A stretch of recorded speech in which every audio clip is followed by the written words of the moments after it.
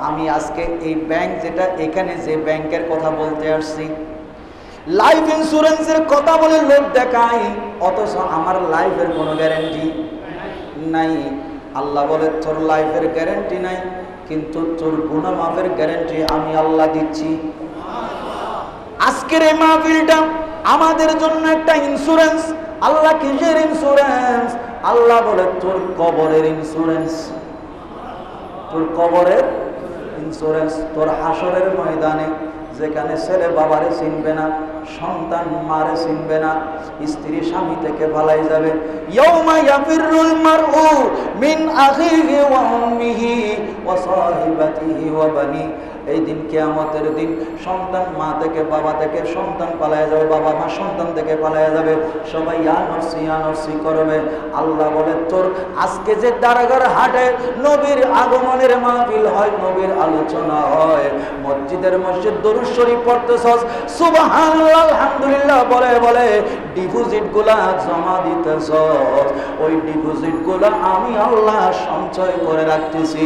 जग में जब आए मोहम्मद इस्लाम जिंदा हो गए, जग में जब आए मोहम्मद इस्लाम जिंदा।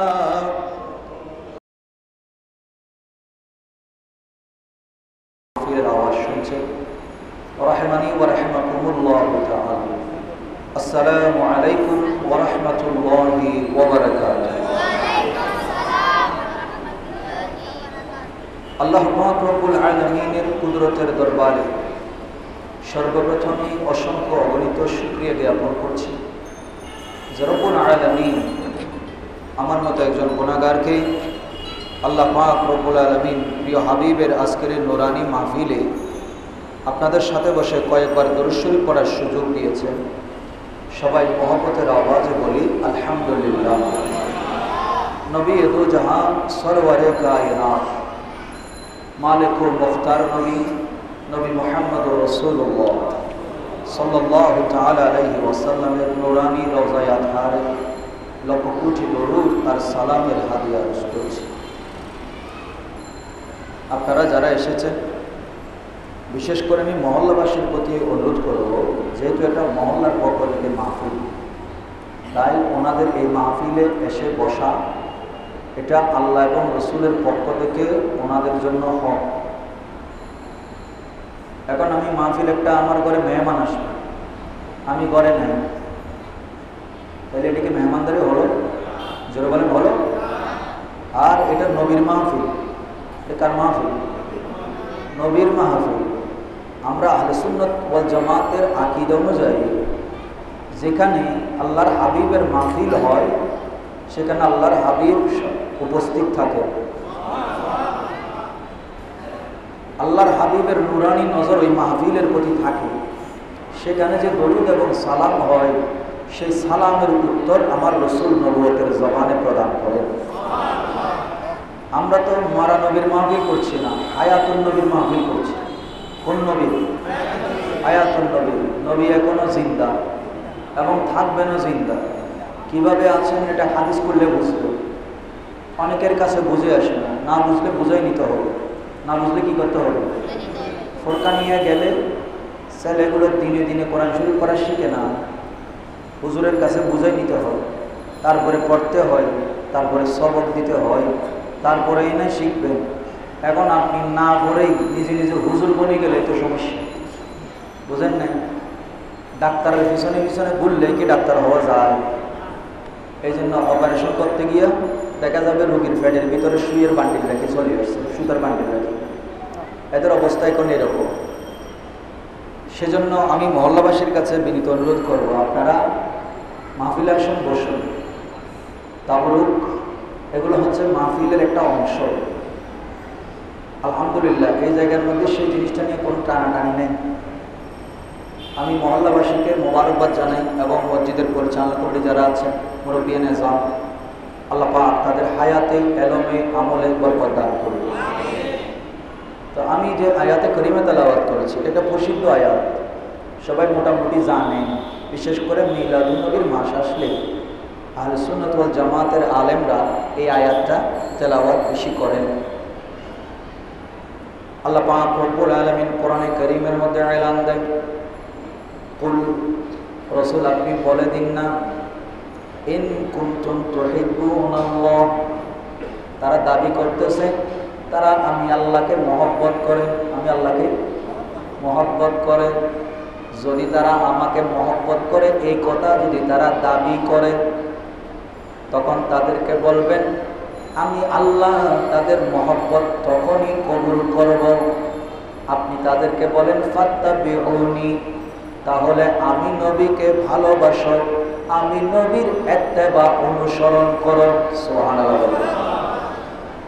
ইয়া রাসূলুল্লাহ, তারা দাবি করছে তারা আমি আল্লাহকে ভালোবাসে, কিন্তু আপনাকে বাদ দিয়ে এরকম ডাইরেক্ট লাভ করে। যে এখন আমাদের দেশে কিছু আছে না নাই, ওদের ডাইরেক্ট আল্লাহরে বলে আই লাভ ইউ আল্লাহ, আল্লাহ বলে তোর লাভ তোর কাছে রাখ, তোর লাভ তোর কাছে রাখ। আল্লাহ বলে তারা যদি সত্যি দাবি করে যে আমি আল্লাহকে ভালোবাসে, তাহলে তাদেরকে বলেন আগে আপনি নবীকে ভালোবাসতে, আপনি নবীকে ফলো করতে, অনুসরণ করতে, ইত্তেবা করতে, তাহলে আল্লাহ কি হবে, ইউহিব্বুকুমুল্লাহ, আমি আল্লাহ তাদেরকে ভালোবাসবো। সুবহানাল্লাহ। যদি তোরা সত্যিকার অর্থে আমি আল্লাহকে ভালোবাসো, তাহলে আমার নবীর অনুসরণ কর, তাইলে আমিও তোমাদেরকে ভালোবাসবো। আল্লাহ দুনিয়াতে একজন আরেকজনের ভালোবাসলে কত কিছু দেয়, কত কিছু দেয়। প্রথম ভালোবাসলে ফুল দেয়, কলম দেয়, ডায়েরি দেয়, দেয় না? দেয় তো। বিয়ে শাদী নতুন হইলে বিয়ের অনুষ্ঠানেও আমরা একজনের সাথে নতুন বিবাহ হইতেছে, তখন দেখা যায় অনেক উপহার উপঢৌকন বিয়ে শাদীর মধ্যে দেওয়া হয় কিনা। তখন আল্লাহরে জিজ্ঞেস করি, মাহবুব তুমি বলেছো তোমারে যদি সত্যি ভালোবাসি, তোমার নবীকে আমরা যেন অনুসরণ করি।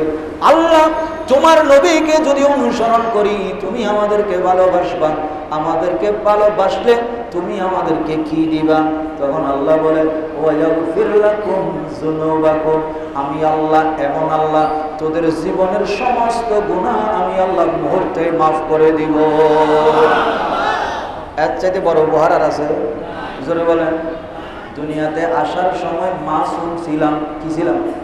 মাসুম, নিষ্পাপ ছিলাম, কোনো গুনাহ ছিল না।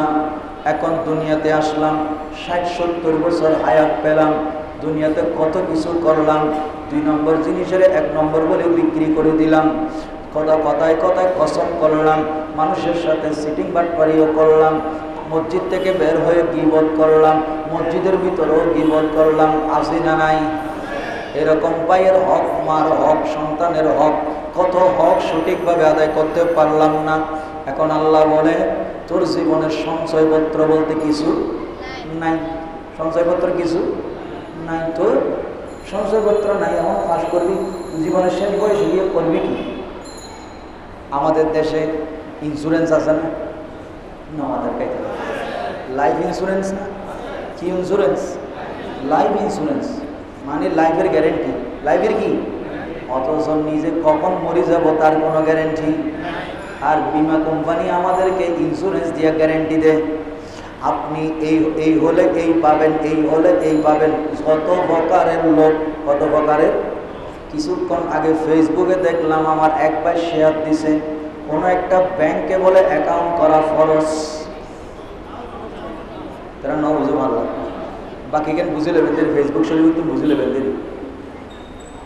ওরা এখন বলতে চাচ্ছে আমাদের এই ব্যাংকে প্রত্যেক মুসলমানের জন্য অ্যাকাউন্ট করা কি? কোন একজন বক্তব্যে বলছে, সোজা কথা, কোন ব্যাংক সেটা আমি বলবো না। তা আমি আজকে এই ব্যাংক যেটা, এখানে যে ব্যাংকের কথা বলতে আসছি, লাইফ ইন্স্যুরেন্সের কথা বলে লোক দেখায়, অথচ আমার লাইফের কোনো গ্যারেন্টি নাই। আল্লাহ বলে তোর লাইফের গ্যারেন্টি নাই, কিন্তু তোর গুনাহ মাফের গ্যারেন্টি আমি আল্লাহ দিচ্ছি। আজকের এই মাহফিলটা আমাদের জন্য একটা ইন্স্যুরেন্স। আল্লাহ কিসের ইন্স্যুরেন্স? আল্লাহ বলে তোর কবরের ইন্স্যুরেন্স, তোর কবরের ইন্স্যুরেন্স। তোর হাসরের ময়দানে যেখানে ছেলে বাবারে চিনবে না, সন্তান মারে চিনবে না, স্ত্রী স্বামী থেকে পালাই যাবে। ইয়াউমা ইয়াফিরুল মারউ মিন আখিহি ওয়া উম্মিহি ওয়া সাহিবাতিহি ওয়া বানি। এই দিন কিয়ামতের দিন সন্তান মা থেকে, বাবা থেকে, সন্তান পালায়া যাবে, বাবা মা সন্তান থেকে পালায়া যাবে, সবাই ইয়া নফসি করবে। আল্লাহ বলে তোর আজকে যে দারাগার হাটে নবীর আগমনের মাহফিল হয়, নবীর আলোচনা হয়, মসজিদের মসজিদ দরুদ শরীফ পড়তেছস, সুবহানাল্লাহ আলহামদুলিল্লাহ বলে বলে ডিপোজিট গুলা জমা দিতেছস, ওই ডিপোজিট গুলা আমি আল্লাহ সঞ্চয় করে রাখতেছি, জমা করে রাখতেছি। তোর কবরের মধ্যে তোর স্ত্রী যাবে না, তোর বাবা যাবে না, তোর মা যাবে না, তোর বন্ধু বান্ধব যাদের জন্য প্রাণ দিয়ে ফেলতেছস, গ্যাংস্টারের লিড দিতেছস, এরা কেউ যাবে না। তখন তুই যখন অসহায় হয়ে যাবি, আমি আল্লাহ বললাম, আমি আমার নবীর ইত্তেবা করলে, আমার নবীর মহব্বত করলে, নবীর আলোচনায় বসলে এই সঞ্চয়পত্র আমি আল্লাহ জমা করে রাখতেছি। কবরে যখন যাবি কোনো সাহারা পাবি না, তখন তোর এই সঞ্চয়পত্রগুলো তোর জন্য নাজাতের ওসিলা হয়ে যাবে। তাইলে এই মাহফিলের লাভ আছে না নাই? আরো জোরে বলেন, এই নবীর কার মাহফিল, এই মাহফিল কার মাহফিল? আরো জোরে বলেন। জগ মে জব আয়ে মুহাম্মদ ইসলাম জিন্দা হো গয়ে, জগ মে জব আয়ে মুহাম্মদ ইসলাম জিন্দা, बुतने सब कलमा पढ़ा, काफिर मुसलमान हो गए, जग में जब आए मोहम्मद इस्लाम जिंदा। सलातुन या रसूल अलैकुम। প্রসিদ্ধ একটা হাদিস বলি, আমার নবীর মহব্বত এটা কেমন লাইফ ইন্স্যুরেন্স, কবরের হাসরের কেমন লাইফ ইন্স্যুরেন্স আপনাদের জন্য আজকের মাহফিলটা। আল্লাহ নবীর সাহাবী আসি বলে, ইয়া রাসূলুল্লাহ মাতা সাআ। এটা বুখারী শরীফের হাদিস। আনাস বিন মালিক এই হাদিসের রাবী, তিনি বলছেন, আমার নবীর সামনে একজন সাহাবী আসলো, বলে, ইয়া রাসূলুল্লাহ কিয়ামত কখন হবে? কিয়ামত কখন হবে? এটা আপনারা শুনেছেন, গভীর মনোযোগ। আমার নবী বলছেন, মা আদাত্তালাহা, তুমি যে কিয়ামতের কথা জিজ্ঞেস করতেছো, কিয়ামতের জন্য কি জোগাড় করছো? সুবহানাল্লাহ বলে। সফর করার সময় অনেক কিছু জোগাড় করতে হয় কিনা? জোরে বলেন। আপনি আজকে রাত্রে ঢাকা যাবেন, এমনি দূরে চলে যাবেন, নাকি কিছু জিনিসপত্র দরকার আছে? আপনি 1 মাস থাকবেন, 2 মাস থাকবেন, 3 মাস থাকবেন, তাইলে আপনাকে 1 মাস থাকলে 1 মাসের পরিমাণ, 2 মাস থাকলে 2 মাসের পরিমাণ, 3 মাস থাকলে 3 মাসের পরিমাণ। যতদিন থাকবেন, হজে যাবেন, ওমরায় যাবেন, ওমরায় যাইলে এক ধরনের প্রস্তুতি, হজে গেলে আরেক ধরনের প্রস্তুতি, কারণ আপনি 40-45 দিন সেখানে থাকতে হবে, আপনাকে মিনায় মুজদালিফায় আরাফাতে যেতে হবে। কিন্তু ওমরায় গেলে আপনাকে সেই জায়গায় থাকতে হবে না, যেতে হবে না, আপনি শুধু আল্লাহর ঘরে তওয়াফ করবেন, সাফা মারওয়া সাই করবেন, মাথা মুন্ডন করবেন, ওমরা শেষ। তাহলে ওমরার জন্য এক প্রস্তুতি, কিন্তু হজের জন্য আরেক প্রস্তুতি। আল্লাহ বলে, তোর দুনিয়াতে তোর একটা সিস্টেম আছে, যখন যতদিনের তোর সফর হয় ততদিনের প্রস্তুতি। কিন্তু এখন প্রশ্ন হইল, আজরাইল যখন জানটা নিয়ে যাবে, কবরে যখন শোয়াইয়া দিবে, সেখানে কতদিনের থাকতে হবে? কতদিন থাকতে হবে জানেননি? কেউ জানা আসেনি? কারো জানা নাই। শুধু কিয়ামত যেদিন হবে, যেটা কিয়ামতের কথা বলছি, কিয়ামতে কোবরা, এই একটা দিন, শুধু একদিন, কয়দিন? একদিন 50,000 বছরের সমান। কয় হাজার বছর? এখন কবরের জগতে কতদিন যে থাকতে হবে তার কোনো হিসাব নাই। তাহলে দুনিয়াতে 15 দিনের সফরের জন্য এত প্রস্তুতি, 40 দিনের সফরের এত প্রস্তুতি, বিদেশে চলে যাব লুঙ্গি গামছা, সেখান থেকে বাংলাদেশ থেকে সস্তা দামে কিছু নিয়ে চলে যায়, বেড বিছানাও রেডি করে নিয়ে যায়, এত প্রস্তুতি। উম্মত প্রশ্ন হইল, কিয়ামতের কথা জিজ্ঞেস করতেছ, কিয়ামতের জন্য কি জোগাড় করেছ? কিয়ামতের জন্য কি জোগাড় করেছ? তখন ওই সাহাবী বলে, ইয়া রাসূলুল্লাহ, মা আদাতু লাহা মিন কাসরাতিস সাওমিন ওয়ালা সালাতিন ওয়ালা যাকাতিন ওয়ালা সাদাকাতিন। ইয়া রাসূলুল্লাহ, আপনি জিজ্ঞেস করেছেন, আমি বলছি কিয়ামত কখন হবে, কিয়ামতের কিছু নমুনা বলে দেন। তখন সাহাবীর এই প্রশ্নের মধ্যে কিছু কথা বড় হিকমতপূর্ণ। কিয়ামতের কথা কেন জিজ্ঞেস করলেন? বলে, ইয়া রাসূলুল্লাহ, যত তাড়াতাড়ি যেতে পারবো গুনার পাল্লা তত হালকা হবে। সুবহানাল্লাহ বলে। আহা, অথচ ওনারা কেমন স্বর্ণালী মানুষ ছিলেন, আর আমরা চিন্তা করি যে কয়দিন একটু বেশি বাঁচতে পারবো। তখন আমার নবী বলে, তুমি কিয়ামতের কথা জিজ্ঞেস করো, কিয়ামতের জন্য কি রেডি করেছো? 50,000 বছর ওই উত্তপ্ত ময়দানের মধ্যে থাকতে হবে। তার আগে কবরে কত বছর থাকতে হবে তার কোনো হিসাব নাই। কি জোগাড় করছো? বলি, ইয়া রাসূলুল্লাহ, আমার তেমন কোনো রোজাও নাই, নামাজও নাই, যাকাতও নাই, সদকাও নাই। তো আমার নবী বললেন, তো আছেটা কি? তোমার ইন্স্যুরেন্স কি? তোমার ইন্স্যুরেন্স কি? কবরে হাসরের ইন্স্যুরেন্স কই? বলে, ইয়া রাসূলুল্লাহ, একটা ইন্স্যুরেন্স জোগাড় করেছি। সুবহানাল্লাহ বলে। বলে, কি ইন্স্যুরেন্স? বলে, যেটা দিয়ে কবরেও পার পেয়ে যাব, যেটা দিয়ে হাসরের ময়দানও পার হয়ে যাব। আমার নবী জিজ্ঞেস করে, কি এমন ইন্স্যুরেন্স রেডি করেছো? তুমি নামাজ না বলতেছো, এমন নামাজ নাই, রোজা নাই, সদকা নাই, দান নাই, ইবাদত নাই, তাহলে এই কবরের জগৎ, হাসরের ময়দান, কিয়ামতের ময়দান যেটা নিয়ে প্রশ্ন করতেছো, এটা পার হবা কেমনে?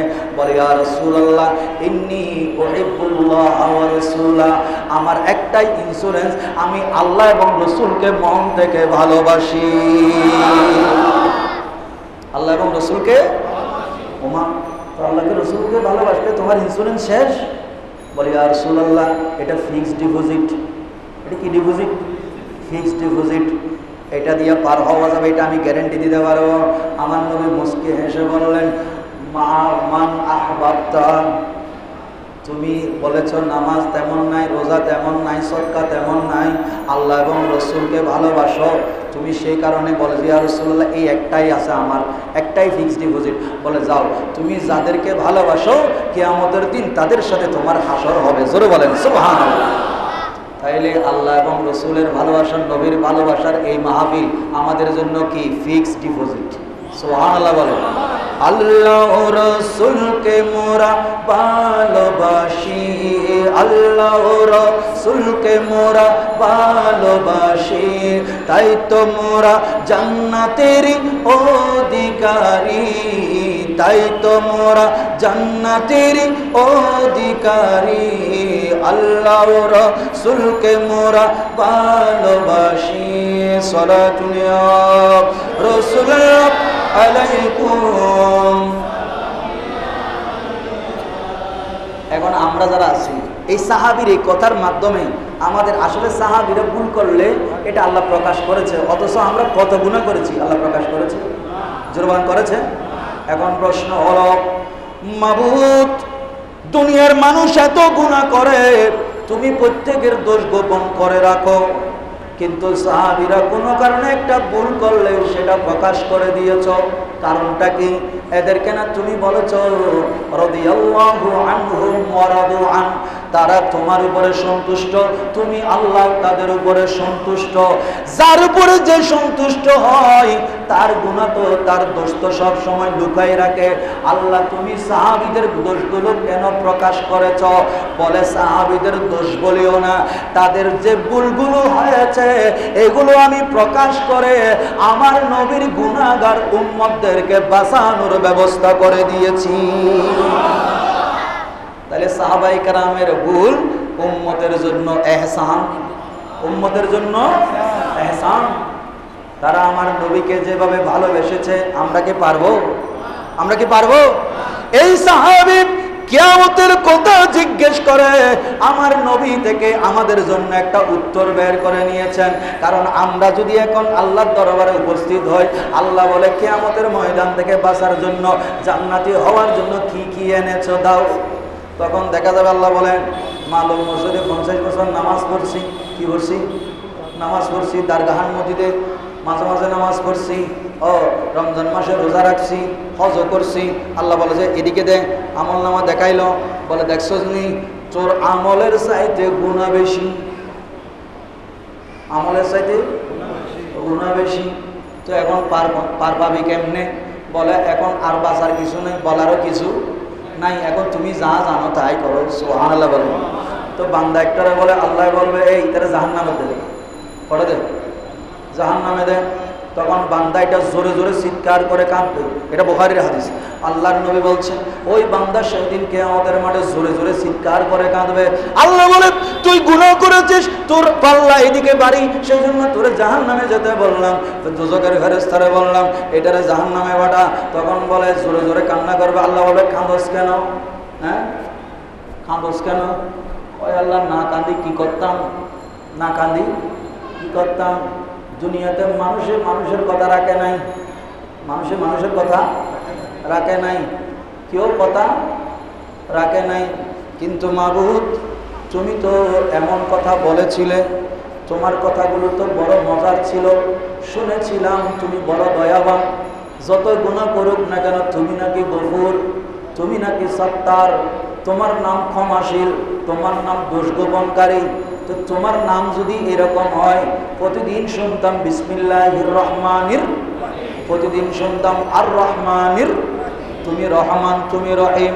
এখন তুমি রহমান হয়ে রহিম হয়ে আমি একজন গুনাহগার বান্দারে জাহান্নামে পাঠাইয়া তুমি খুশি হয়ে গেছো। এখন আমি সারা জীবন শুনলাম তুমি বড় দয়াবান, বড় করুণাময়, এখন আমারে দেখতেছি তুমি গুনার কারণে জাহান্নামে দিচ্ছ। তাইলে তোমার যদি আমারে জাহান্নামে দিয়া যদি তোমার রহমান নামের শান ঠিক থাকে, তাইলে আমারে জাহান্নামে পাঠাই দাও। বান্দাবি কি ফেঁস দিয়ে বোধারে। আল্লাহ নবী মুস্কি হেসে বললেন কিয়ামতের দিন বান্দার এই আবদার দেখে নাকি আল্লাহ কুদরতের মুস্কি হাসি দিবে। অথচ জীবনে সারা জীবন কি করছে? গুনাহ করছে। আর কিয়ামতের দিন আল্লাহরে বলবে আল্লাহ তোমার নাম রহমান, আমি নয় গুনাহগার, আমি কি গুনাহগার, তুমি তো আর গুনাহগার, তোমার কাজ তো কি রহমান, তুমি রহিম, তোমার কাজ তো মাফ করে দেওয়া। আমি সারা জীবন শুনেছিলাম তুমি ক্ষমাশীল, তুমি বড় দয়াবান, গুনাহগারদের জন্য তো দয়াবান। তো আল্লাহ আমার যদি জাহান্নামে দিয়াই তুমি শান্তি দেখো, তোমার যদি খুশি লাগে আমার জাহান্নামে দাও। তো এখন তখন আল্লাহ জিজ্ঞেস করবে তো এখন কি করতাম? সুবহানাল্লাহ বলেন। আল্লাহ বান্দা থেকে জিজ্ঞেস করবে তো তোরা এখন কি করতাম? বলে যে তোমার যেহেতু নাম রহমান, তোমার নাম রহিম, তুমি আমারে মাফ করে দিলে তো তোমার জাহান্নাম খালি থাকবে না, তুমি মাফ করে দিলে তো আল্লাহ তোমার তো কোনো শান কমবে না, তো তুমি আমারে মাফ করে দিলে অসুবিধা কি? আল্লাহ বলে যে তুই আর এলে চিনে চিনতে না এনে আবাদত ন করিস, গুনাহ করিস, কিন্তু কিয়ামতের মাঠে পয়েন্ট ঠিক লই রেছিস, কিয়ামতের মাঠে ডিপোজিট ঠিক করে লই আসিস। যা তুই যেহেতু বলছস আমি রহমান আমি রহিম, তোরা মাফ করে দিলে আমার কি আসে যায়, আমার কোনো ক্ষমতার কোনো কম বেশি হয় না। যা তুই যেহেতু এরকম বলছস তোরা মাফ করে দিলাম। আরো জোরে বলেন না সুবহানাল্লাহ। ওমা ওইদিকে আরেক কাণ্ড চলতেছে, আরেক দলের যখন জাহান্নামে পাঠাচ্ছে। আই হাই দয়ার নবী, কেমন নবীর অনুসরণ, কেমন নবীর মাহফিল আজকে। আমার নবী কিয়ামতের দিন যখন ফুলসিরাতের কিনারায়, হাউজে কাউসারের মধ্যে কিনারায়, মাকামে মাহমুদে কতক্ষণ মিজানের পাল্লাই আমার নবী ছুটাছুটি করবেন, সবাই নিজেকে বাঁচানোর জন্য ইয়া নফসি করবেন, আর আমার নবী গুনাহগার উম্মতকে বাঁচানোর জন্য দৌড়াদৌড়ি করবে। জোরে বলেন সুবহানাল্লাহ। আল্লাহর প্রিয় হাবিব আল্লাহ পাক রব্বুল আলামিন আরশের কিনারা থেকে দেখতে পাবে গুনগুন করে কান্নার আওয়াজ আসতেছে। তখন আমার আল্লাহ বলবে কিরে ও জিবরাইল, কে কান্দে? বলে আল্লাহ আমিও তো শুনতেছি কিয়ামতের মাঠে কেমন জানি আপনার আরশের পাশ থেকে এই আওয়াজটা আসতেছে, মনে হয় জাহান্নাম থেকে এই আওয়াজ আসে। বলে কে কাঁদতেছে? বলে নিশ্চয় আপনার কোন দয়াল নবীর গুনাহগার উম্মত জাহান্নামে এখনো আছে। এখন আওয়াজ করে কাঁদতেছে। আল্লাহ বলছে জিবরাইল যা তো মালিকের সাথে কথা বলো। কার সাথে? মালিক মানে চিনেন না? যখন আব্দুল মালিক না, যিনি জাহান্নামর যিনি গভর্নর, জিবের দায়িত্ব নিই কেয়ারটেকার, মালিকের কাছে যান, কে কান্দে দেখ। তখন জিবরিল আমিন যাবে, বলে কে কাঁদতেছে? বলে আল্লাহর নবীর নিশ্চয় কোনো গুনাহগার উম্মত এখনো জাহান্নামে থেকে গেছে। ওইদিকে আবার আল্লাহ বলেন, এই নবীর উম্মত তুমি কেঁদো না, কেঁদো না। বলে আল্লাহ না কাঁদি কি করব, আমার আত্মীয় স্বজন বন্ধু বান্ধব সবাই জান্নাতে, আমি গুনার কারণে জাহান্নামে পড়ে আছি। বলে কাঁদিস না, জোরে কাঁদিস না। কয় কেন জোরে কাঁদবো না? এই বান্দারে যখন আল্লাহ বলবে জোরে কাঁদিস না, ওই বান্দা আরো জোরে কাঁদবে। বলে কিরে তোরে বললাম আস্তে কাঁদ, তুই আরো জোরে কাঁদস। বলে আল্লাহ সহ্য হচ্ছে না, সহ্য হচ্ছে না। তো তোরে বলতেছি, তোরা আমি দেখতেছি, তোরে মাফ করা যায় কিনা। কারণ তুই যদি জোরে কাঁদস, আমার মুস্তাফা যে পুরা কিয়ামতের মাঠের মধ্যে সফর করতেছে, গুনাহগার উম্মত কোথায় কোথায় আছে, কোথায় কোথায়, কখনো মিজানের পাল্লায় দৌড়ে যাচ্ছে, কখনো হাউজে কাউসারের কিনারায়, কখনো ফুলসিরাতের কিনারায়। আমার নবীর কানে যেন তোর কান্নার আওয়াজ না পৌঁছে। আরো জোরে বলেন না সুবহানাল্লাহ। আমার নবীর কানে যেন তোর কান্নার আওয়াজ পৌঁছে। যদি আমার নবী তোর কান্নার আওয়াজ শুনে, আমার নবী যদি কষ্ট পায়, আমি আল্লাহও কষ্ট পাবো। তখন বান্দা সুযোগ পাই যাবে, বান্দা বলবে যে আল্লাহ তুমি তোমার নবীর যদি এতই ভালোবাসো, বান্দাটা বলে আরো জোরে কান্না শুরু করে দিবি। তখন আল্লাহ বলবে তোর না বললাম আস্তে কাঁদ। বলে আল্লাহ জোরে কাঁদলে লাভ আছে, যেহেতু কাঁদিলই। জোরে কাঁদলে কি আছে? লাভ আছে। কয় জোরে কাঁদবি কেন? কয় আমার নবী শুনলে তো দৌড়ে আসবে, আর আমার নবী সুপারিশ করলে তুমি মাফ করে দিবা। আরো জোরে বলেন সুবহানাল্লাহ। এমন দয়াল নবীকে কেউ বলিতে পারে, মোদের তুমি রাইখো নবী আপন নজরে, মোদের তুমি রাইখো নবী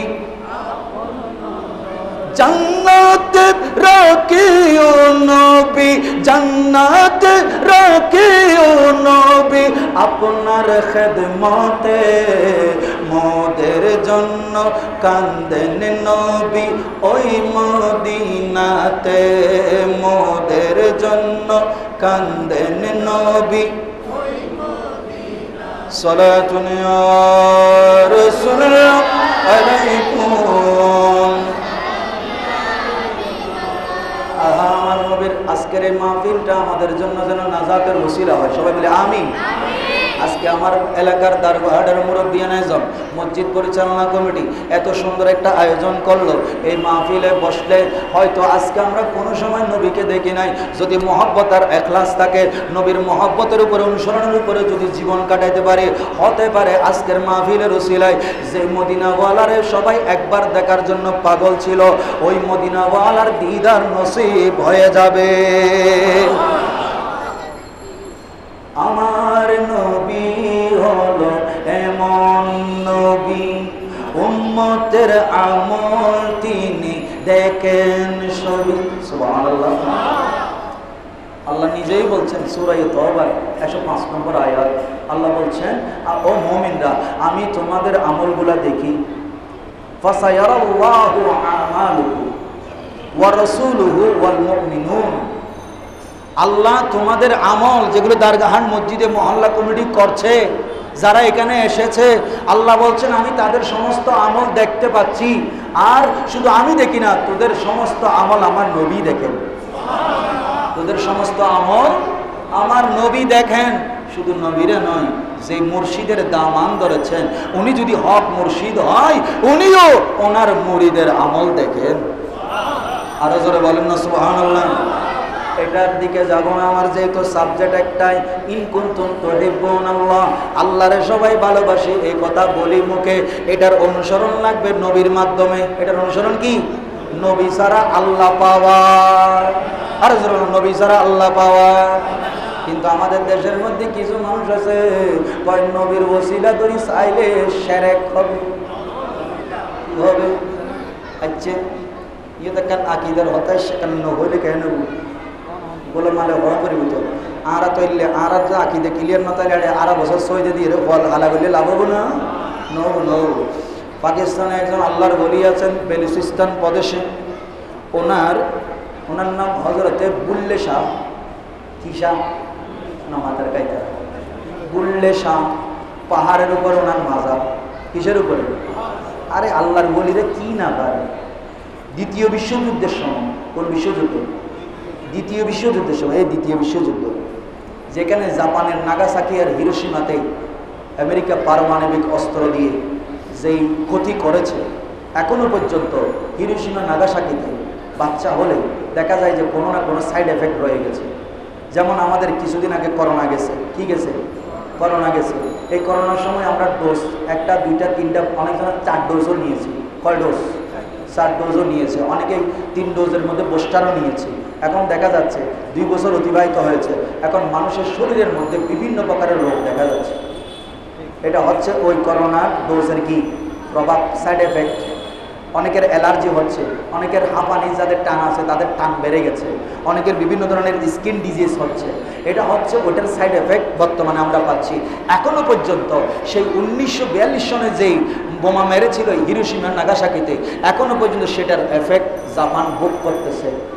এখন আমি যেটা বুঝাইতে চাচ্ছি, এই দ্বিতীয় বিশ্বযুদ্ধের সময় একজন আল্লাহর ওলি বুজুর্গ মানুষ মসজিদে নামাজ পড়েন।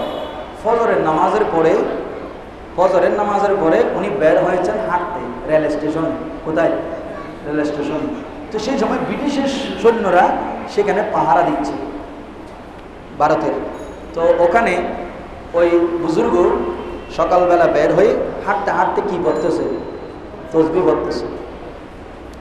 তখন ব্রিটিশ সৈনিকরা জিজ্ঞেস করলো, ও মৌলভী সাহেব, হাতের মধ্যে কি একটা নিয়ে টানাটানি করতেছে, এটা কি? হ্যাঁ, মানে তসবিহ এটার তিরস্কার করতেছে। তখন বলে যে এটা হচ্ছে গুলি। এটা কি? হাতে কয় এটা যদি গুলি হয় তো এটার কাছে যে অস্ত্র ছিল এটা বাইর করছে, বাইর করে এখান থেকে গুলিগুলো বাইর করে বলে যে তোর এটা কি? বলে এটা কি? ওমা বলে তোরটাও গুলি। কয় এটা টানে যে এমনি এমনি? কয় এমনি এমনি। কয় তোরটা কেমনে টানে? কয় আমারটা তো এমনি টানলে এমনি মারলে মরে না, তো কেমনে? কয় এটার ভিতর ঢুকায় টান দিলে, ট্রিগার টান দিলে তারপরে কি হয়? অ্যাকশন হয়। বলে যে আমারটা এমনি অ্যাকশন হয়। আরো জোরে বলেন না সুবহানাল্লাহ। আল্লাহর ওলিরা যারা নবীকে মহব্বত করেছে, কেমন করে পাওয়ার অর্জন করেছে। ওই আল্লাহর ওলিকে তখন ব্রিটিশের সৈনিকরা বলল, তোমারটার একটু পাওয়ার দেখাও না। কেমন গুলি দেখি না? বলে আমারটা দিয়ে যখন তখন যারে তারে আমরা পাওয়ার দেখাই। হ্যাঁ, এলে কিছু মানুষ আছে আমার দেশে, তো আইজু কিছু মানুষ আছে এ নাতি কেমিকে সিয়ার একটা ফেলে, ও মারে ইটার আর কোনো সার ইটা থানার ওসিরি হয়ে দিল নগনে বহুত কিছুতে। আর হয় দেখি আর হাত বহুত লম্বা, আর হাত কি বহুত লম্বা, এলে বহুত আসে না। যাক, আল্লাহ এই ধরনের অহংকার থেকে আমাদেরকে হেফাজত করুন। গাছে যখন ফল ধরে, গাছ উপরের দিকে যায় না নিচের দিকে আসে? জোরে বলেন না। যে গাছের মধ্যে ফল ধরে, গাছের ডালিটা উপরের দিকে উঠে যায় নাকি নিচে নামে যায়? কিসের বারে? জোরে বলেন। তাহলে আপনাকে যদি দৌলত দেয়, ক্ষমতা দেয়, তখন আপনি অহংকার করে উপরে উঠবেন না। যত বেশি পারেন মানুষের সাথে হুসনে খুলুক করবেন, মানুষের সাথে নরম ব্যবহার করবেন, জাহেলদের থেকে দূরে থাকবেন। কারণ আল্লাহ আপনাকে ক্ষমতাশীল বানিয়েছেন, দৌলতমন্দ বানিয়েছেন, পাওয়ার দিয়েছেন। পাওয়ার পাইলে উপরে উঠবেন না, অহংকার করবেন না। যত বেশি পাওয়ার পাবেন তত বেশি নরম হবেন, তত বেশি ঝুঁকে যাবেন। তাহলে আপনার মর্যাদা বাড়ায় দিবে কে? আল্লাহুম্মা সাল্লি মাওলানা মুহাম্মদ ওয়া আলা আলিহি।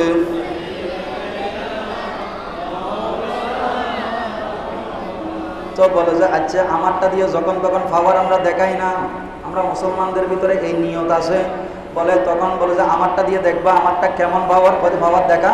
এটা গুলি এটা ঢুকাইছে, ঢুকার পরে হঠাৎ করে ফাঁকি একটারে গুলি করছে। বলে যে দেখ ফাঁকি এটারে গুলি মারা আমার তোর কি হয়ে গেছে? মরে গেছে। বলে এটা নি তোর পাওয়ার, এটা নি তোমাদের গুলির পাওয়ার হইল জিন্দারে কি করি ফেলা, মারি ফেলা। জিন্দারে কি করি ফেলা, মারি ফেলা। আর আমার এটার পাওয়ার হইল মরারে জিন্দা করি ফেলা। আরো জোরে বলেন। ওই সৈনিক তখন বলল, আমি যে ফাঁকিটারে গুলি মারি ফেললাম, তোর যদি এতই ক্ষমতা থাকে তোরটা দিয়ে জিন্দা করি দেখা, তোরটা দিয়ে জিন্দা করি দেখা। আল্লাহর ওলি তখন বললেন দেখবি নাকি? হয় দেখা না। তখন তিনি কি করলেন, তসবিটা নিয়ে, আল্লাহু আকবার, তসবিটা নিয়ে ওই ফাঁকিটা, মরা ফাঁকিটা এনে তসবিটা শুধু ওই পাখিটার গায়ে লাগাইয়া বললেন, হুম বেইজিনিল্লাহ, উঠি যা ও পাখি, আল্লাহর হুকুম উঠি যা। এই কথা বলতে দেরি ওই গুলি মারে যেই পাখি ওই খ্রিস্টান সৈনিক মেরে ফেলেছে, আল্লাহর বলির কথা শোনার সাথে সাথে জীবিত হয়ে আকাশে উড়াল দিয়েছে। আমার নবী বলে, আমি মারতে আসি নাই, আমি বাঁচাইতে আসছি। এটা আমার ওলিদের মাধ্যমে দেখ। এটাই হলো আল্লাহর ওলিদের পাওয়ার। একজন আল্লাহর ওলির যদি এত পাওয়ার হয়, তাহলে মদিনাওয়ালার পাওয়ার কেমন হবে? তখন এখন কথা অনেক দূরে চলে, গুরু ভাই ইক্কাতুনি বহুত দূরে চলে সালাতুন ইয়া রাসূলুল্লাহ আলাইকুম। পাকিস্তানের একজন আল্লাহর ওলির নাম বললাম, নাম কি? বুল্লে শাহ। কি শাহ? বুল্লে শাহ। মুখস্থ করবেন আল্লাহর ওলির নাম। এটা পাহাড়ের উপর ওনার মাজার। তো উনি একদিন ফজরের নামাজ পড়ে বাইর হয়েছে, এক যুবককে দেখতেছে নামাজ পড়তে ঢুকতেছে। কি করতে ঢুকছে? নামাজ পড়তে ঢুকছে। নামাজ পড়তে ঢুকের ওমা উনি দরজা থেকে এই দরজায় আসে নাই, ওমা মসজিদ পার হয় নাই, দেখে যে ওই যুবক নামাজ পড়ি বাইরে গেছে। ওই যুবক কি হয়ে গেছে? নামাজ পড়ি। যুবকের ডাক দিছে, বাসা এদরাও, এদিকে আসো। তখন বলে, হুজুর কি হয়েছে? তো ওনার শরীরের মধ্যে জামাটা আমার তেমন ভালো ছিল না, দেখতে মনে হচ্ছে একটা ফকির, মনে হচ্ছে কি ফকির। তখন বললেন, হুজুর কি হয়েছে বলেন। বলে যে, বাবা তুমি কি নামাজ পড়তে ঢুকছিলা? বলে, হ্যাঁ। নামাজ পড়ছো? ওই পড়ছি। ওই কি নামাজ পড়ছো? তোমার অজুই তো হয়নি। সুবহানাল্লাহ বলে, আল্লাহু আকবার বলে। আমার নবীর, এটা আমার নবীর হাদিস থেকে এই ঘটনা এখানে প্রকাশ করছি। আল্লাহর নবী মসজিদে নবীর মধ্যে বসে আছেন, একজন সাহাবী আসলেন, নামাজ পড়লেন। আমার নবী বললেন, এদিকে আসো। বলে, ইয়া রাসূলুল্লাহ, কি করার জন্য? বলে, এদিকে আসো। তুমি নামাজ পড়ো নাই? সল্লি ফা ইন্নাকা লাম তুসাল্লি, তুমি নামাজ পড়ো, কেননা তুমি নামাজ পড়ো নাই। অথচ আমার নবী দেখছে যে সে কি করছে, নামাজ পড়ছে। গভীর মনোযোগ। এলে 4G মার্কার নামাজ আমাদের আছে না নাই? আরে নবীর হাদিস, এই যে সাহাবীর একটা ভুল আমার নবী তুলে ধরলেন হাদিসের মধ্যে, যুগের পর যুগ কিয়ামত পর্যন্ত ওই নবীর হাদিসের কথা, সাহাবীর ভুলটার কথা, শুধরানোর কথা আমরা জেনে গেলাম। ইয়া রাসূলুল্লাহ, আপনার সাহাবীরা তো আকাশের তারকার মতো, তারা তো নিষ্পাপ হয়ে গেছে আপনার সোহবত পেয়ে, আপনার মতো একটা কোষ্ঠীপা করবে, তারা তো নিষ্পাপ বনে গেছে। তাদের দোষগুলো কেন মানুষের সামনে আপনি তুলে ধরলেন?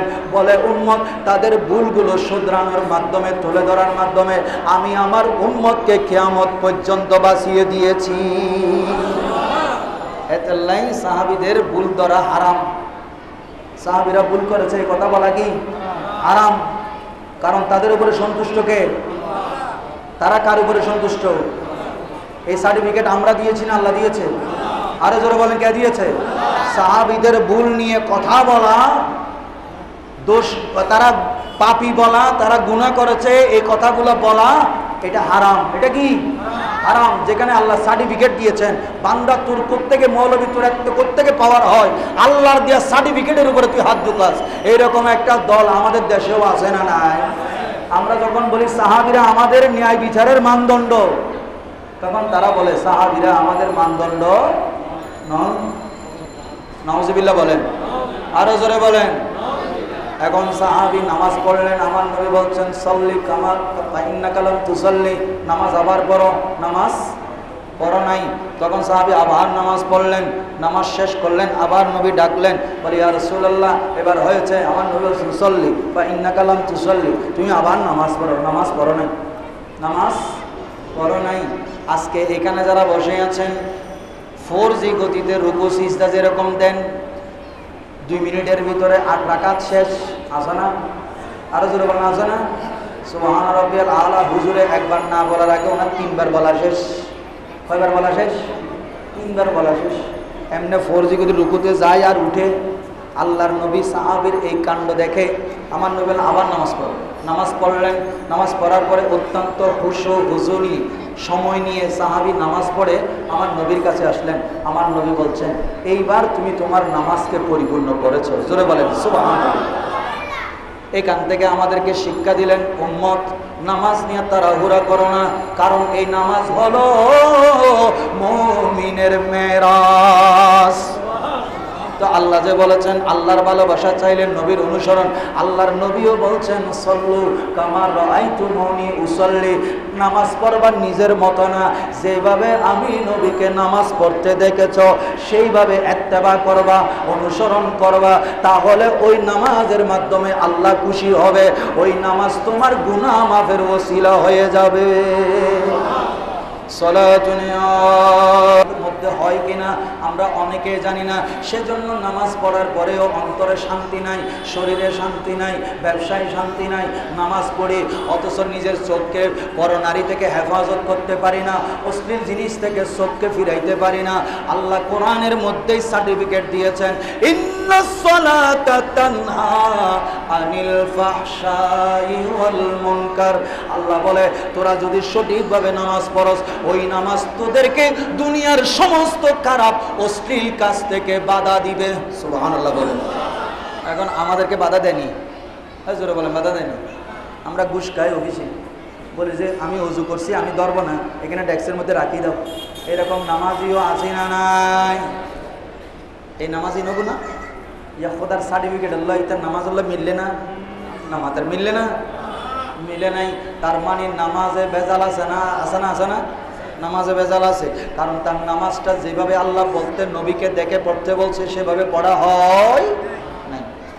আল্লাহর নবীর সাহাবী হারসা ইবনে মালিক, নাম কি মুখস্থ করেন, এগুলো সাহাবীর নাম, হারসা ইবনে মালিক। আমার নবী ফজরের নামাজ পড়ে হাঁটতে বের হয়েছেন, এমন সময় হারসা ইবনে মালিকও নামাজ পড়ে বের হয়েছে।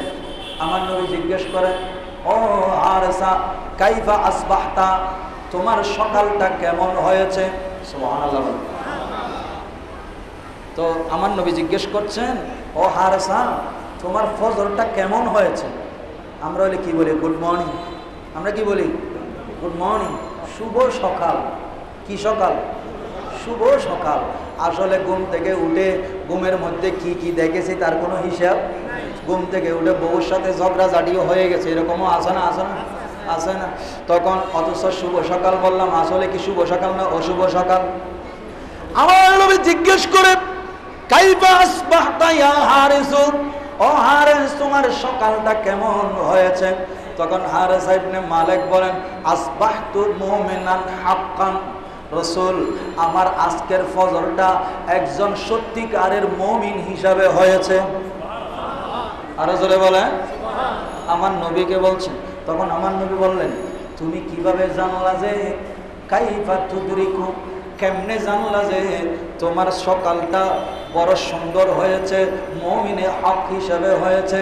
বলি ইয়া রাসূলুল্লাহ, আমি যখন নামাজ পড়তে দাঁড়াই, ইয়া রাসূলুল্লাহ রাতে যখন নামাজ পড়ি তখন আল্লাহর দরবারে বলি, আল্লাহ রাতটা আরেকটু লম্বা করে দাও, রাতটা আরেকটু লম্বা করে দাও।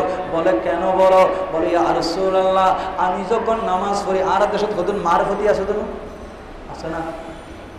নিজেরে কি দাবি করে দেয়? মারফতি। নামাজ দোয়া নাই, কি নাই? নামাজ দোয়া নাই। আচ্ছা নামাজ ছাড়া মারফত পাওয়া যায়? জোরে বলেন, পাওয়া যায়? যারা নামাজ ছাড়া শরীয়ত তরিকত মানা ছাড়া মারফতি ডাইরেক্ট দাবি করে, এরা কোনো ওলি নয়, এরা বন্ড। এরা কি? আরো জোরে বলেন, এরা কি? এরকম নামাজ দোয়া ছাড়া যদি মারফত পাওয়া যাইতো, তো নবীর থেকে মারফতওয়ালা আর বেশি আছে নাকি? আসেনি? নবীর পরে কারা? জোরে বলেন না। সাহাবীরা। এর চাইতে মারফতওয়ালা আর কেউ আসেনি। তো এরা কোনোদিন নামাজ ছাড়ছে? যুদ্ধের ময়দানে গেছে, আমার নবী বলে আমি নবীর ইত্তেবা, আমি নবীর মহব্বত কেমন করে অন্তরে রাখবা? যুদ্ধের ময়দানে গেছে, সাহাবীরা একদল এক রাকাত নামাজ পড়ে, তারা আবার যুদ্ধে যায়, আর একদল এসে আরেক রাকাত পড়ে।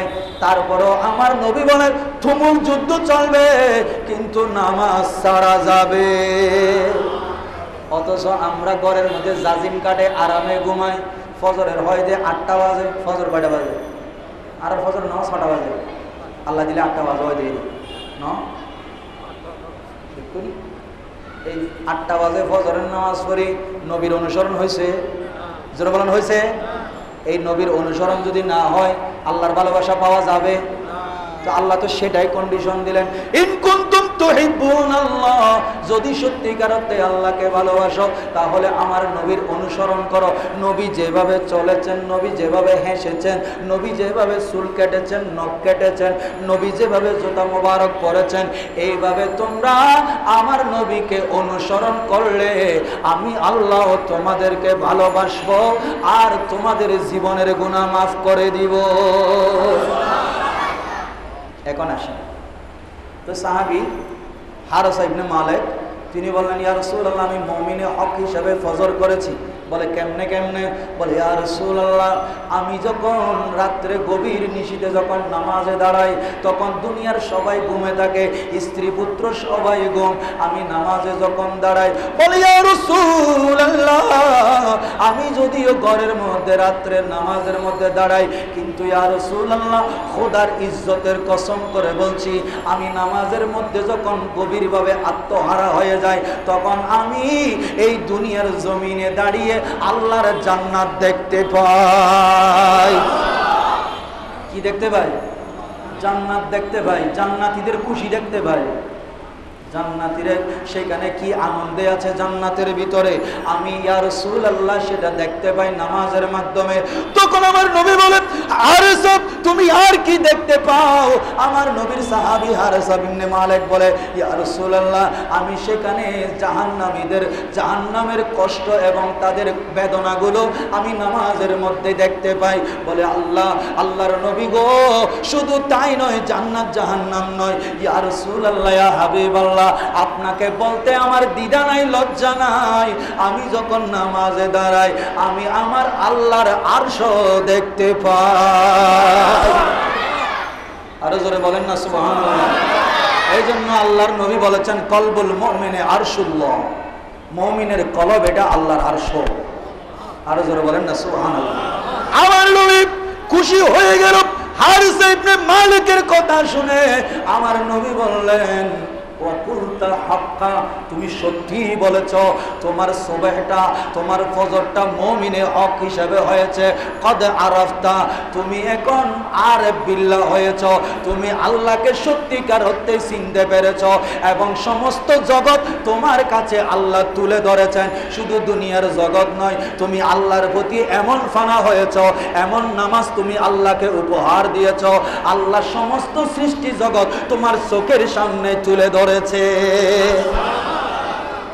এদেরকে বলা হয় মারফতওয়ালা। কি ওয়ালা? মারফতওয়ালা। ইয়া তো নমাজ বহরের মারফতওয়ালা। আল্লাহ পাক আমাদেরকে আল্লাহর নবীর সাহাবীদের মতো মারফতওয়ালা হওয়ার তৌফিক দান করুন। সাল্লে আলা রাসূলিনা সাল্লে আলা মুহাম্মাদিন সাল্লে আলা হাবিবিনা মুহাম্মাদিন সাল্লে আলা করিমিনা। আহা, সাহাবীরা আমার নবীকে কেমন অনুসরণ করত। আল্লাহর নবীর সাহাবীরা ওট পাগল হয়ে গেছে। কি পাগল হয়ে গেছে? ওট পাগল হয়ে গেছে। সাহাবীরা দৌড়ে আসলো আমার নবীর কাছে। মানুষ কথা শুনতেছে না, বাটফারি সিটারি করেছে, তখন সবাই দৌড়ে আসে আমার নবীর কাছে। ঘরের মধ্যে খাবার নাই, দৌড়ে আসে আমার নবীর কাছে। মেয়ের বিবাহ দিতে পারতেছে না, দৌড়ে আসে আমার নবীর কাছে। সাহাবী বিবাহ করতে পারে না, দৌড়ে আসে আমার নবীর কাছে। কিরে সাহাবীরা, দুনিয়ার বলো আখিরাতের বলো, সব বিষয়ে তোমরা নবীর কাছে কেন দৌড়ে আসো? বলে আল্লাহ তো আমার নবীকে সমস্ত রহমতের ভান্ডার বানিয়ে পাঠিয়েছে। জগতে যেদিকে তাকাই দরদি আর তো কেহ নাই, ইয়া রাসূলুল্লাহ আর তো কেহ নাই। জানি যে তুমি যে রহমতের ভান্ডার, ইয়া রাসূলুল্লাহ সালাতুন ইয়া রাসূলুল্লাহ আলাইহি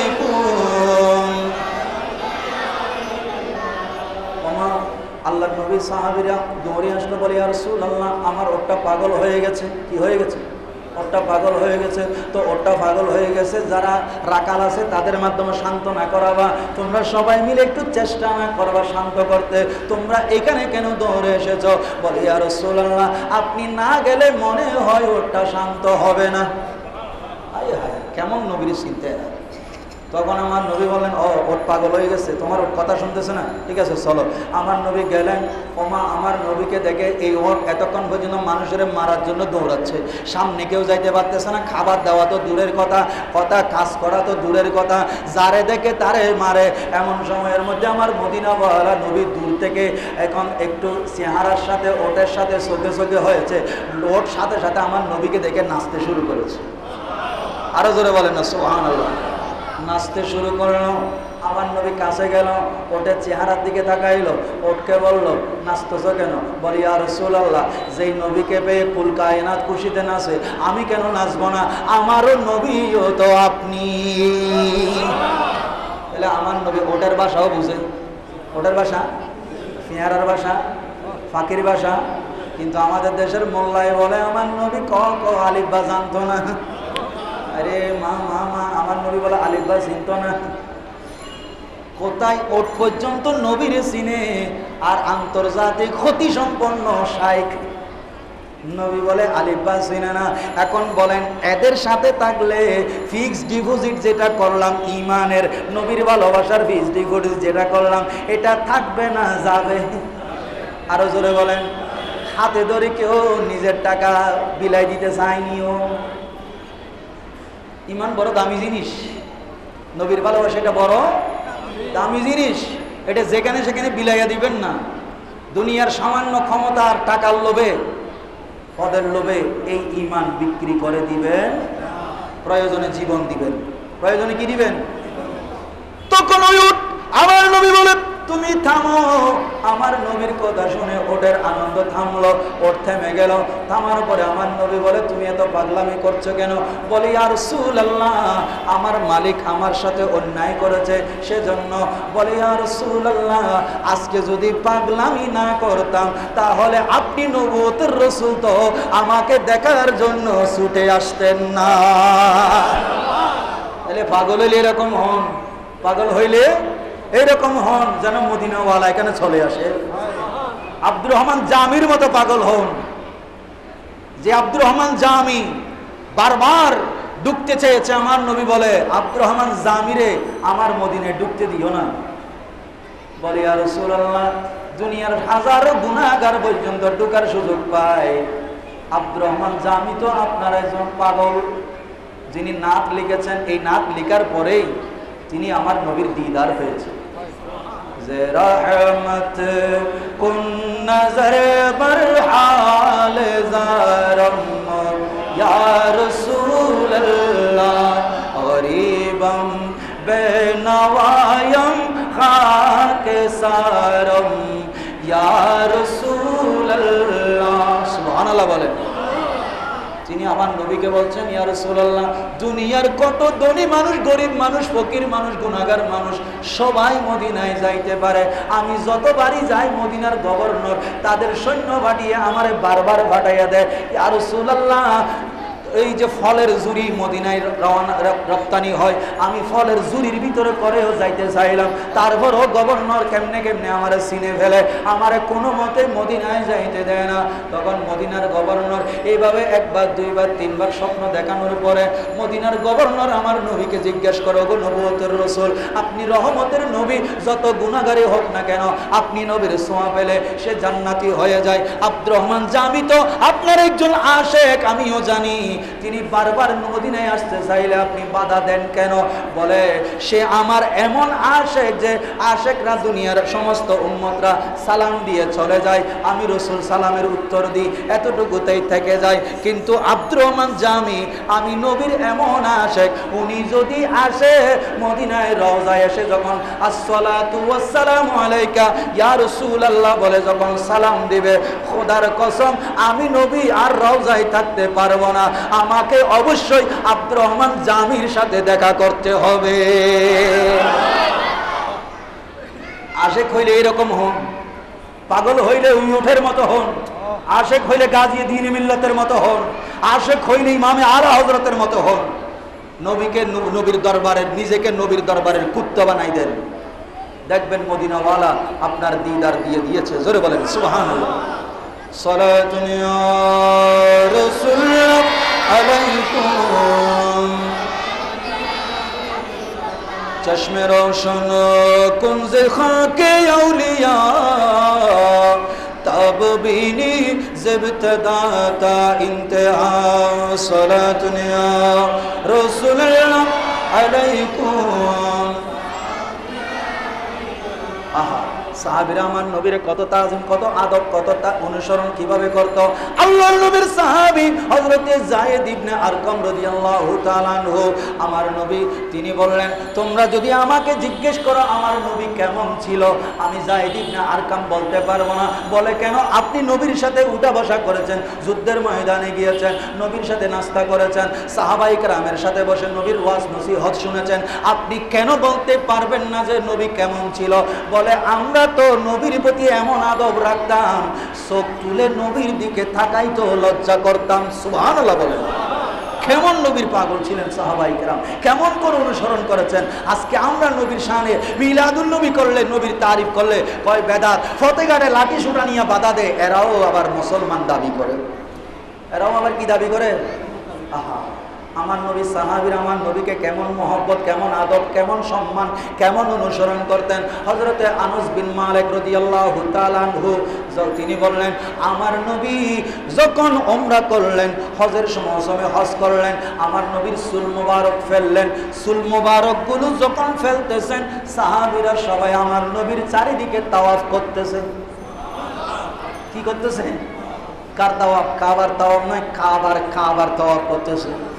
এটা আমি বলছি না, আমার আলা হযরত বলেছেন, ও হাজিরা তোমরা কাবা করে তাওয়াফ করতে এসেছো, হজ করতে এসেছো, হজ যদি শেষ হয় একটু কাবা তাওয়াফ করতে চলে যাও। হাজিও আও শাহিন শাহ কা রওজা দেখো, কাবা তো দেখ চুকে কাবে কা কাবা দেখো। সালাতুন ইয়া রাসূলুল্লাহ আলাইকুম। কি মজার বিষয়, আমার নবী বিদায় হজের সময় চুল মুবারক ফেলতেছেন, মাথা মুন্ডন করছেন, এমন সময় সাহাবীরা সবাই আমার নবীর চারিদিকে তাওয়াফ করতেছে। কিরে কিরে সাহাবীরা এই কাণ্ড কেন করে? বলে একটা চুল নেওয়ার জন্য। জোরে বলেন না সুবহানাল্লাহ। কি নেওয়ার জন্য? এখানে যারা বসে আছেন, এই নাফিতের দোকানে চুল পরে নাই যে এরকম কেউ আসেনি? কারো চুল কেউ নেওয়ার জন্য গেছেন? কোন হুজুরে চুল কাটতেছে, মহতম সাহেব চুল কাটতেছে, ছাত্ররা গিয়ে হাত বিছাই দিছেনি? যারা নবীরে ডক্টর সাহেব, শাইখ সাহেব বলে, নবী আমাদের মতো মানুষ, আনা বছর মিসলুকুম, তোমরা যখন যেমন বিয়ে করো আমিও বিয়ে করি, তোমাদের যেমন ছেলে মেয়ে হয় আমারও ছেলে মেয়ে হয়, নবী এগুলো বলে নবী তারিফ করতেছে। এগুলো কি করতেছে? আরে মোল্লা, আল্লাহর সৃষ্টি, কুকুরও আল্লাহর সৃষ্টি, ঠিক না? জোরে বলেন, কুকুরও আল্লাহর সৃষ্টি কিনা?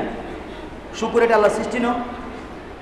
তাহলে এগুলো নাপাক প্রাণী, এগুলোও সৃষ্টি, এগুলোও আল্লাহর পক্ষ থেকে দুনিয়াতে এসেছে। এখন কথা হইল, আমরা যদি বলি আল্লাহ তুমি কুকুরের স্রষ্টা, তুমি শুকুরের স্রষ্টা, দেখে আল্লাহ তারিফ নেই? জোরে বলেন। মোল্লার মোল্লা নবীর তারিফ কেমনে করতে হয়, খোদার তারিফ কেমনে করতে হয়, এটা শিকার জন্য জালালউদ্দিন সুয়ুতির মতো আলেম লাগবে। সুবহানাল্লাহ বলেন। ইমাম আলা হযরতের মতো ইশকে রাসূলওয়ালা আলেম লাগবে, মুজাদ্দিদ লাগবে, হযরতে সিদ্দিক আকবরের মতো নবীর প্রেমিক লাগবে, হযরতে ওয়াইসুল করণীর মতো বিমারে মুস্তাফা লাগবে। সুবহানাল্লাহ বলেন। আর 2 টাকার ফেসবুক আর বাংলা বই পড়ে আন্তর্জাতিক খ্যাতি সম্পন্ন, ক্ষতি সম্পন্ন মুফাসসির হওয়া যাবে, কিন্তু নবী পাওয়া যাবে। আমি যেটা বোঝাতে চাইছিলাম, আমার নবী বিদায় হজের সময় চুল মুবারক ফেলতেছে, মাথা মুন্ডন করছে, এমন সময় সাহাবীরা সবাই হাত বসিয়ে দিয়েছে, চুলটা যেন একটাও মাটিতে না পড়ে, সবাই এভাবে নিচ্ছে। যার হাতে পড়ে নাই চুলগুলা যে পাইছে সে তবরুক হিসাবে নিয়েছে।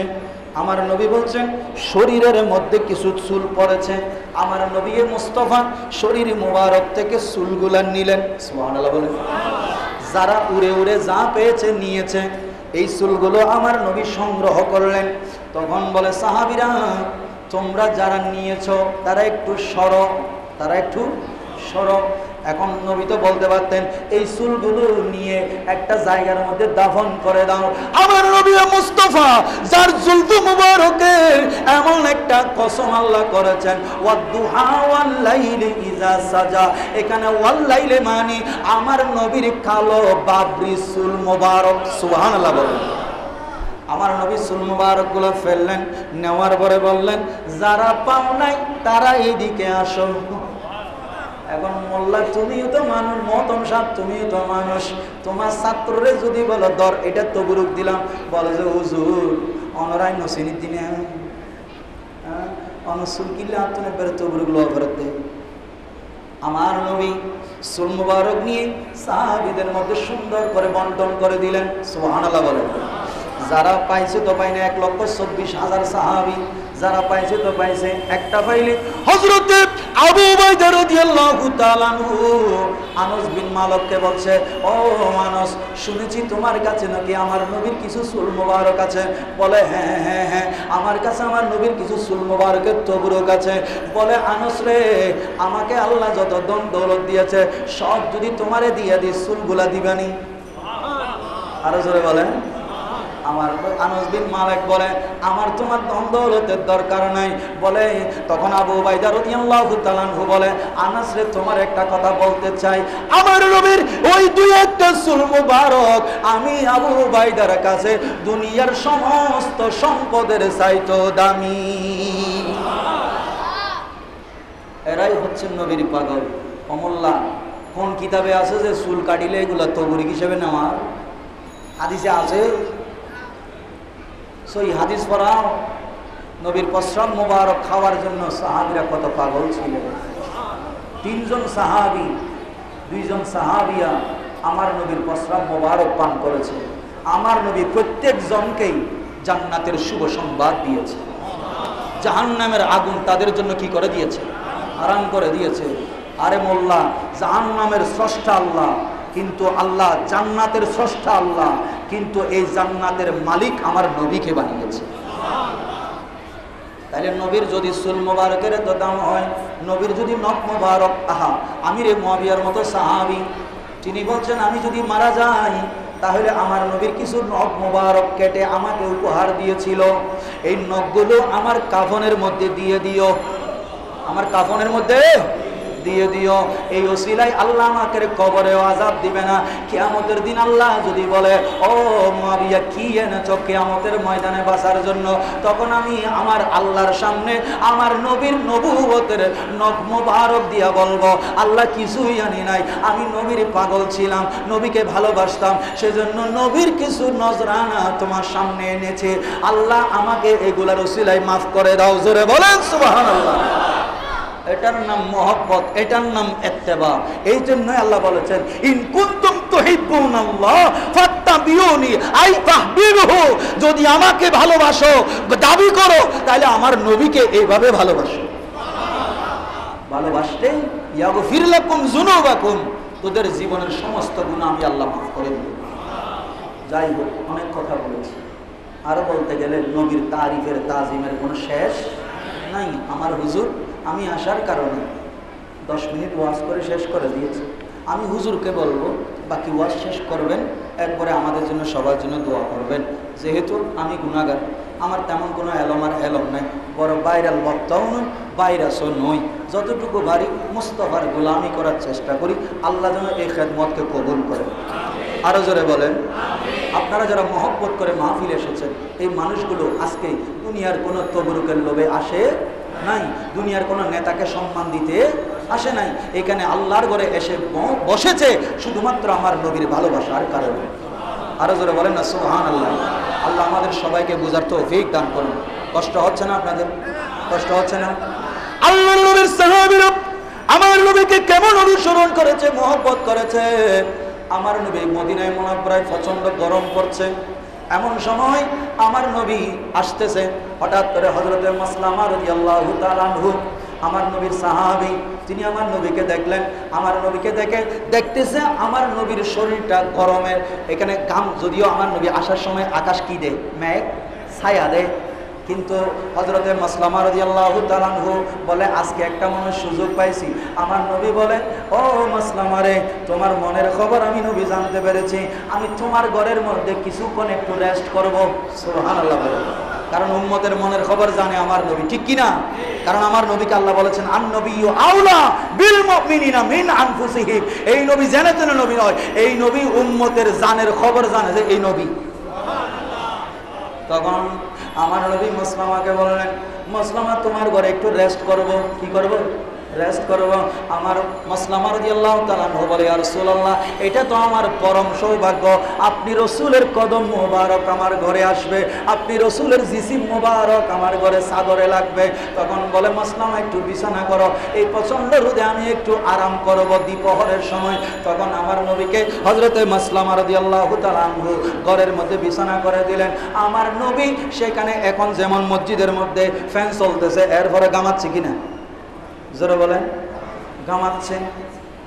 আহা, আমার নবী কেমন মহব্বতকারী ছিলেন সাহাবী, আল্লাহর কুদরতের কেমন নিয়ামত আমার নবী। তখন আমার নবী একটু করে চোখ বন্ধ করলেন। চোখ বন্ধ করার পরে মাসলামা রাদিয়াল্লাহু তাআলা আনহু আমার নবীর নূরানী চেহারার দিকে দেখতেছে আমার নবীর চেহারা মুবারকের মধ্যে মুক্তার দানার মতো গরম তথা গাম মুবারক ঝিকমিক করতেছে আমার নবীর চেহারা মুবারকে। হযরতে মাসলামা রাদিয়াল্লাহু তাআলা আনহু বলল, বড় সুন্দর সুযোগ আজকে পেয়েছে।